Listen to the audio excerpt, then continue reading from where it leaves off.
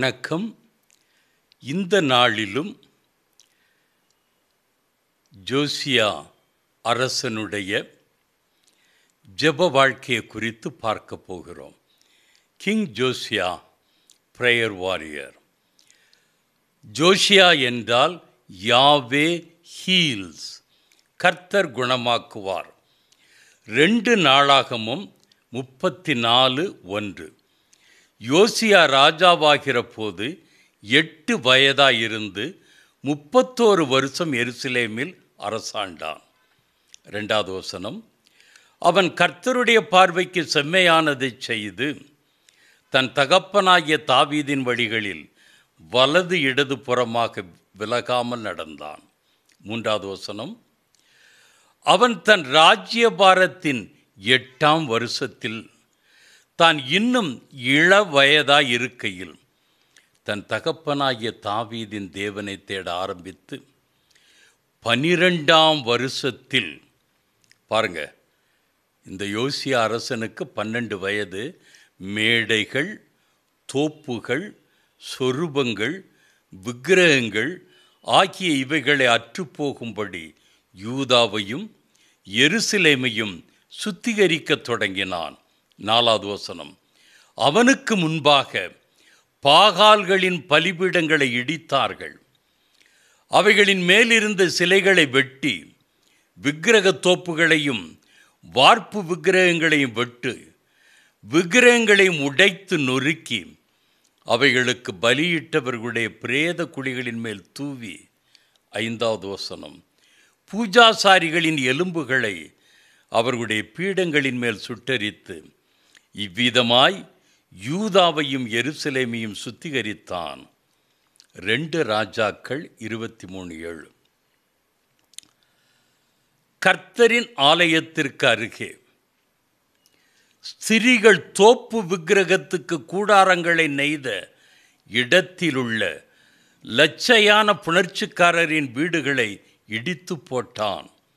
13வது வசனம், எருசலேமுக்கு எதிரே இருக்கிற நாசமலையின் வலதுபுறத்தில் இஸ்ரவேலின் ராஜாவாகிய சாலமோன் சீதோனியரின் அருவருப்பாகிய அஸ்தரோத்திற்கும் மோவாபியரின் அருவருப்பாகிய காமோசுக்கும் அம்மோன் புத்திரரின் அருவருப்பாகிய மில்கோமுக்கும் கட்டியிருந்த மேடைகளையும் ராஜா தீட்டாக்கி.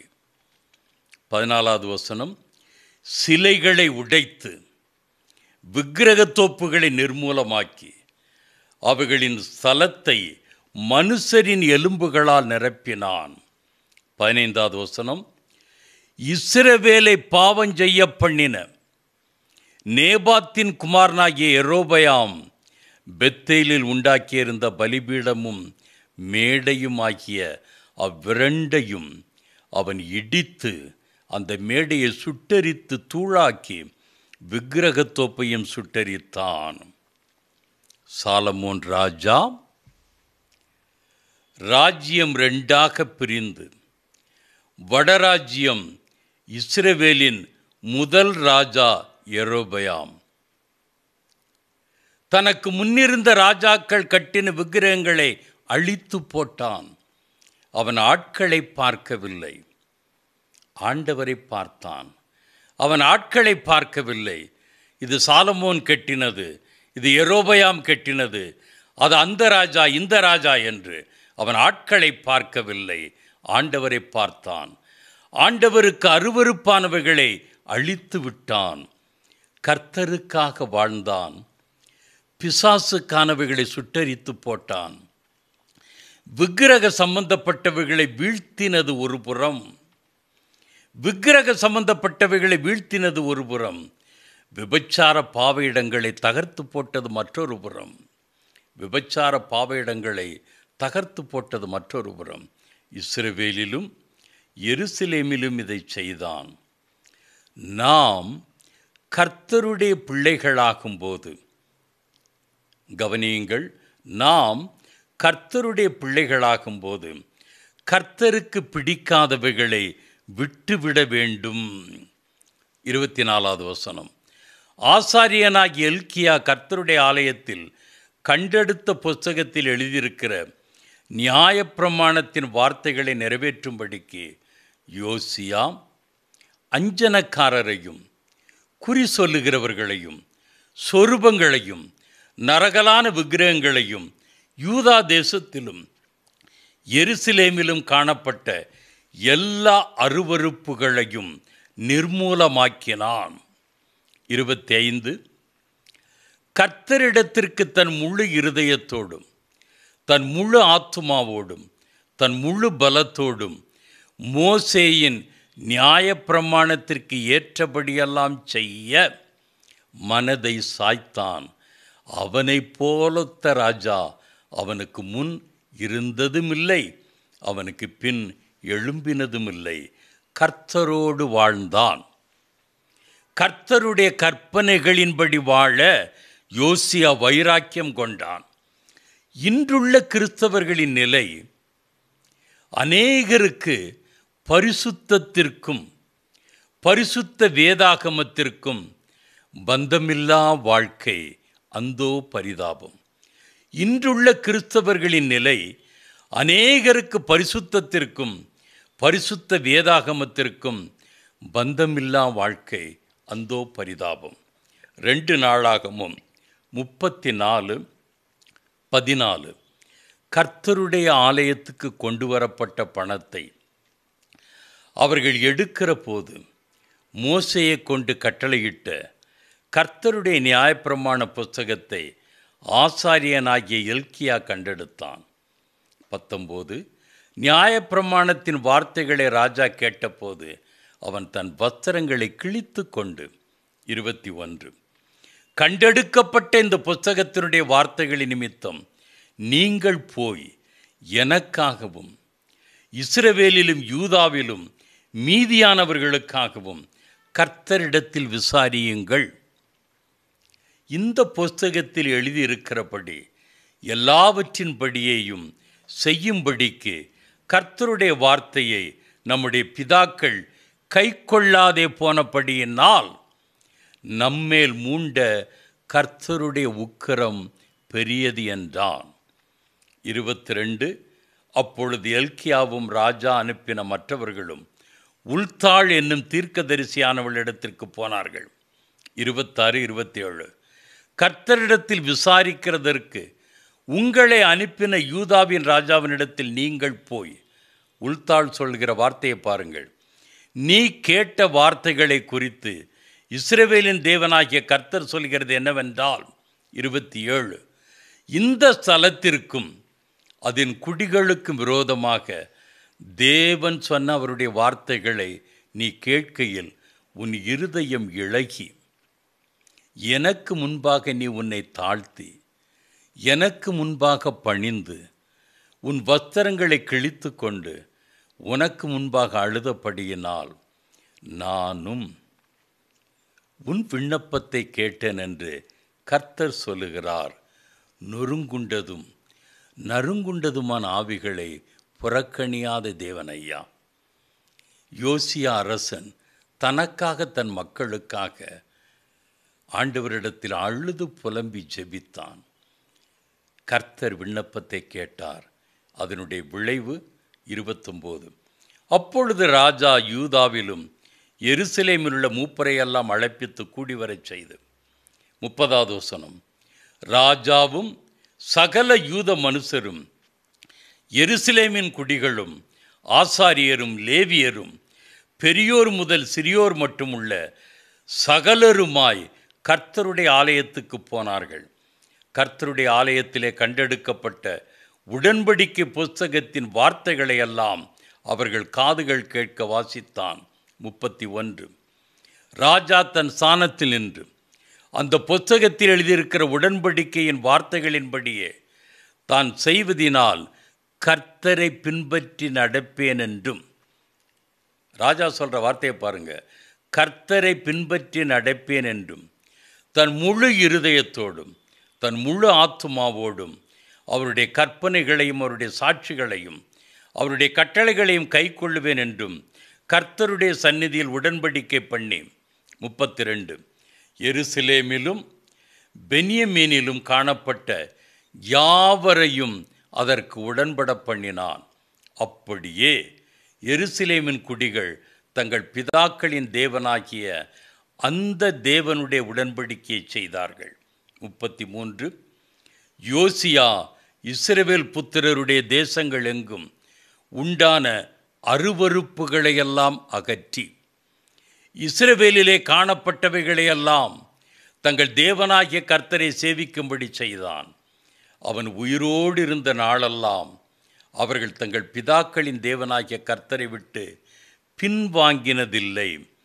தன்னைப் போலவே மக்களையும் கர்த்தரண்டையில் நடத்தினான். மக்களும் உடன்பட்டார்கள்.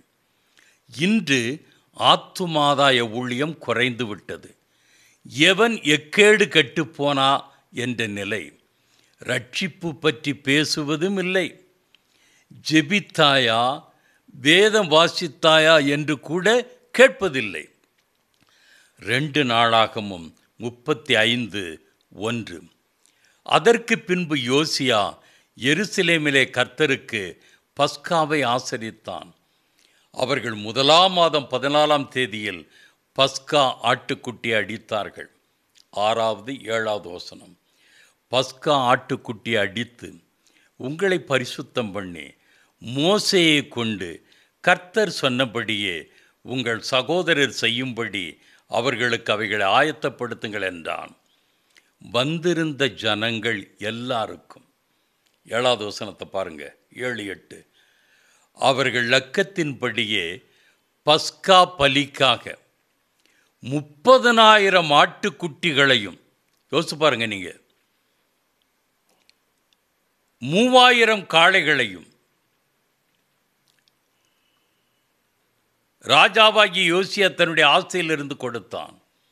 30,000 ஆட்டுக்குட்டிகளையும் வெள்ளாட்டுக்குட்டிகளையும் 3,000 காளைகளையும் ராஜா கொடுக்குறான் பாருங்க.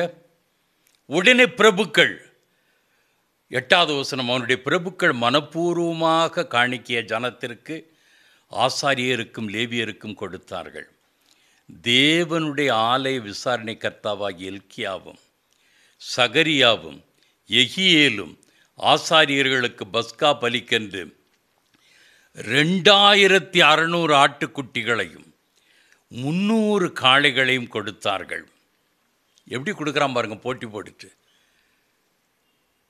இன்னைக்கு கர்த்தருக்கு கொடுப்பதில் ரொம்ப பின்வாங்கி இருக்கிறோம்.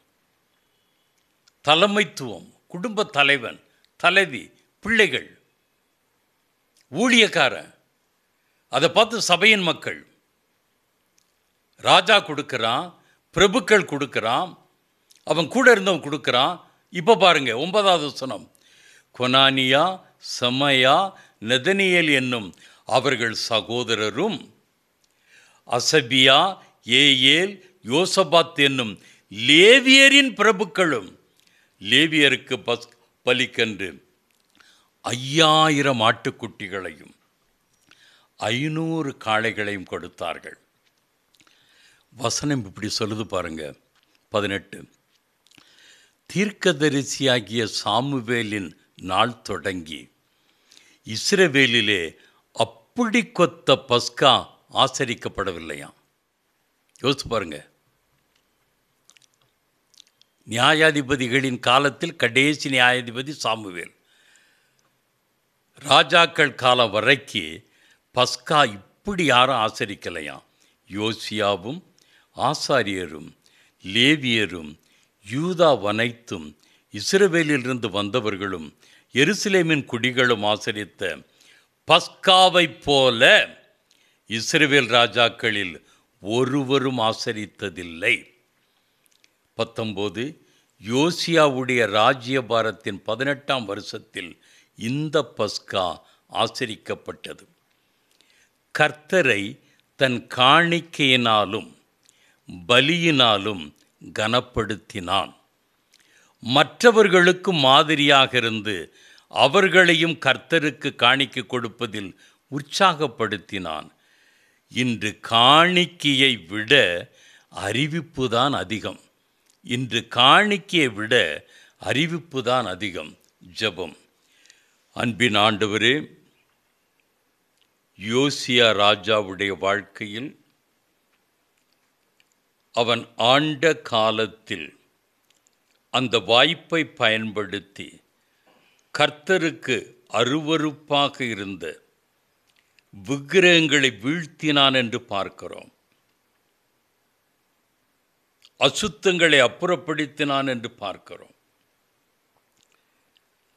மோசேயின் கற்பனையின்படி, கட்டளையின்படி தானும் தன்னுடைய மக்களும் வாழ வேண்டுமென்று வலியுறுத்தினான், வற்புறுத்தினான், வாழ்ந்து காண்பித்தான் என்று பார்க்கிறோம். அதோடு கூட விட்டுப்போன பஸ்காவை சிறப்பாக ஆசரித்து கர்த்தருக்கென்று மக்களை கொடுப்பதிலே உற்சாகப்படுத்தினான் என்று பார்க்கிறோம். இந்த அருமையான சுபாவங்கள் எங்களுக்கு வேண்டுமையா? இந்த ஜெபத்தில் கலந்து கொண்ட எங்கள் ஒவ்வொருவருக்கும் யோசியா அரசனுடைய சுபாவம் வேண்டும். கர்த்தர் பொறுப்படுத்திக் கொள்வீராக. கிறிஸ்து இயேசுவுக்குள் ஜெபங்கள் பிதாவே, ஆமேன். அடுத்த வெள்ளிக்கிழமை இன்னொரு ஜெப வீரரோடு கூட உங்களை சந்திக்கிறோம். ஆமேன். அல்லேலூயா.